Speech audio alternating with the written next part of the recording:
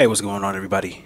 Welcome back to the channel. Pigskin Addicts here, back again with another video. So, I had some people asking me about my reaction to the Jerry Tillery news. I obviously was happy. I was happy that Jerry Tillery was let go by the Chargers. I thought it was long overdue. But now, just yesterday, we see the Raiders have picked Jerry Tillery up off of waivers. There is a lot that I have to say about this, but I'm going to try to keep this video as short as I can. Obviously, this is a move by the Raiders that it was expected, to be honest, right? The Raiders, they need as much help as they can get on the defensive line. They were already short coming into the season. I think they dealt with an injury earlier in the season as well, too. And then they traded their best run stopper. They traded him to the Cowboys at the trade deadline, Hankins. So they needed some defensive help. Now, is Jerry Tillery going to be that defensive help for them? I don't think so. He's not even inconsistent, because being inconsistent would mean that you are good sometimes. So he's just never been that. So I don't know exactly how he's going to help the Raiders. I thought it was interesting that they picked him up, though. It seemed like a Raider thing to do. The thing that nobody is talking about, though, because I see a lot of people talking about how he was a first-round pick and how he has so much potential and all of this type of stuff, whatever. Jerry Tillery struggled. He had his struggle seasons, right? This season, last season, under Brandon Staley. In this defense, this 3-4 defense, right? He is a traditional defensive tackle in a 4-3, right? He's a traditional guy. He does not take on double teams very well, right? He is best when he is able to rush the passer. He's not a run stopper either. His pad level is very, very high. He gets washed in a lot of the run formations, the heavy run formations that teams had played against us. He is getting blocked. He's getting washed. His pad level is too high, and he doesn't really, make a difference in the run game. Now, I think it's interesting because the Raiders, they have played a 4-3 defense for as long as I can remember. You're talking 20 years now, 20 plus years. Josh McDaniels came in. He hired Patrick Graham. Patrick Graham is the defensive coordinator for the Raiders now. He came from New York. He was the defensive coordinator for the New York Giants last season. He brought in a new philosophy. He brought in a new defensive scheme. He brought in a 3-4. The Raiders have almost never played a 3-4, at least I can remember, right? Back in my football memory, they have never played a 3-4. So now Jerry Tillery goes from LA to Las Vegas, and they're going to ask him to do the same exact things pretty much that Brandon Staley has asked him to do. So I think it's not going to work out for him. Now, they claimed him off of waivers. He is on the last year of his rookie deal, so the Raiders are not breaking the bank for this guy. The Raiders are 2-7, so why not? I can understand why they would want to do that. Let's kick the tires on him. Let's see what he does. Let's give him a chance to audition, for these next 7 games. I get it. I get it. I 100% understand it. But Jerry Tillery stirred up the locker room, and this was the story that came out, and I was waiting to hear more information. I was hearing that he got into an argument with I don't know if it was Staley, but it was coaches or something like that. That's what I heard. So I don't know exactly what coach he got into an argument with, but I was waiting to hear some confirmation. Jerry Tillery was stirring the locker room up, and he felt like he was not being used well. He felt like he was not getting enough playing time, even though he technically was starting. This guy stirred the locker room up. He became a problem in the locker room over the past couple of weeks. Now, I don't know how much that had, to do with play. I don't think it affected the Chargers' play in any way, but it's very interesting for him, a first-round pick, to feel so entitled that he needs to be, featured more on the defensive line where he struggled. Now, he is going to take these problems to this Raider locker room, and this could be, potential. It's already a disaster situation in Las Vegas with the Raiders, but bringing this guy in with this type of attitude, can the Raiders, handle it? I don't think so. Can their locker room handle it? I don't think so. You see Derek Carr crying at the press conference the other day. You see Devontae Adams saying some stuff. Like, they have real locker room issues, and for them to bring this guy in after causing trouble, causing issues in the Charger locker room, where those issues don't exist, right? People generally get along in the Chargers locker room, and there's not too many outspoken guys. You have your team leaders, your Herberts, your Derwin Jameses, your Bosas, but for the most part, guys get along and they keep to themselves. They don't really talk a whole lot. This guy is going to bring problems to the Raiders. He's going to bring problems to the Raiders, and his production is not worth it.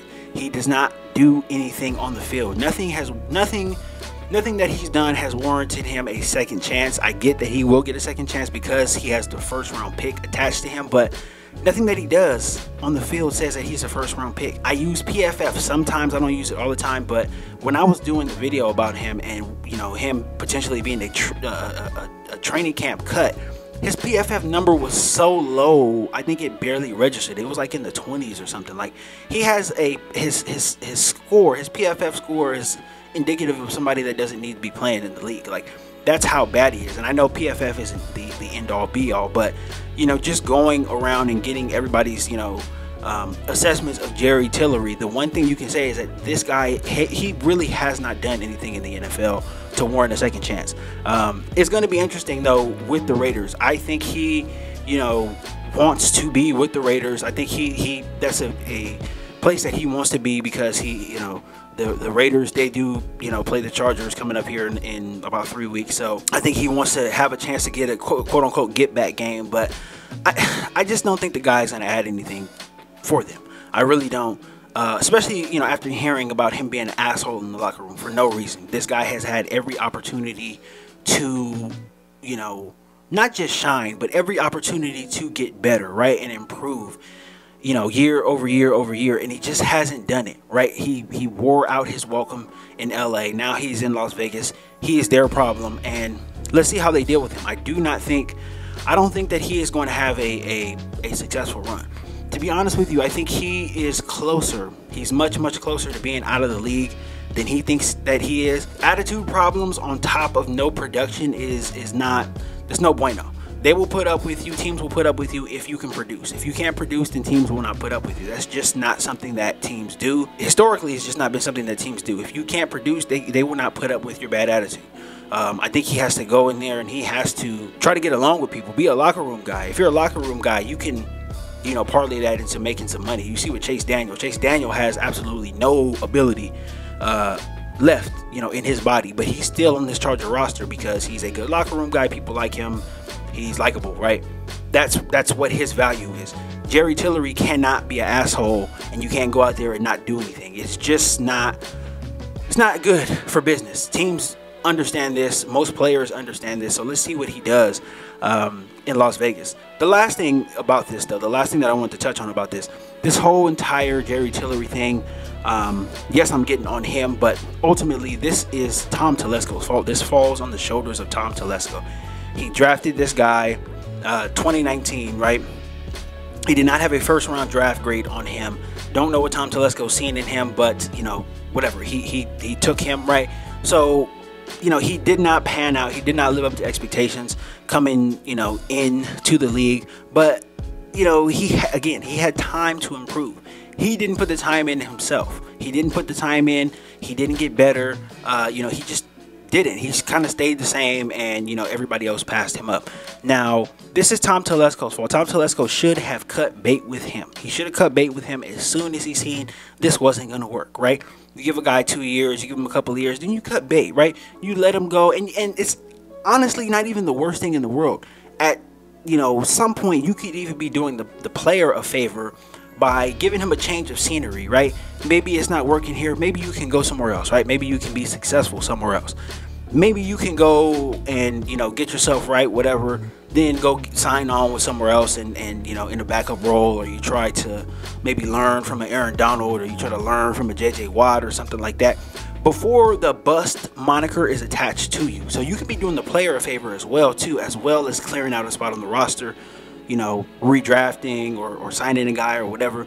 You could be doing both parties a favor, but Tom Telesco and his ego, he let this guy literally sit there and rot with the Chargers. He has no value now, you know, and the bust moniker is there. It's there and it's alive. He is a bust, and that's going to follow him around wherever he goes. If he does get on with another team after the Raiders, that's going to follow him around. He has the bust moniker. So, I mean, this is his fault. This is Tom Telesco's fault. He has to eat this. And, you know, if Jerry Tillery didn't do anything to stir up the locker room, he was going to be on this team until the end of the season, right?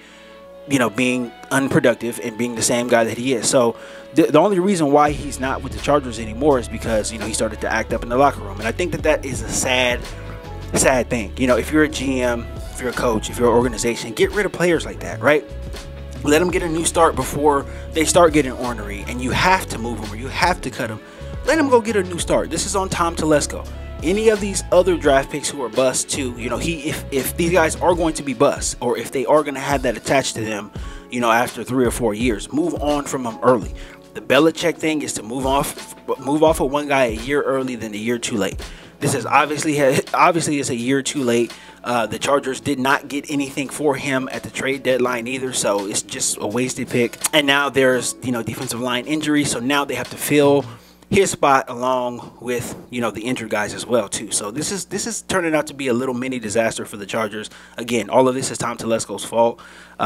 This was 100% avoidable, but that's the way the ball rolls sometimes. And honestly, it is what it is, right? This is what the Chargers have to deal with. They got to deal with this along with prepping to try to beat the Chiefs on Sunday. They gotta get some guys in, gotta get some fresh bodies in, and they got to do their best to try to keep up. But I just wanted to touch on that really quickly. Had a lot of people asking me my opinion on it, but that's all I have on that one, guys. I'll be back tomorrow with more content, so stay tuned for that. Thank you guys so much for all the support. Shout out to all my new subscribers. Really appreciate it. Don't forget to hit the like button on the way out as well too. And I'll see you guys tomorrow. Until next time.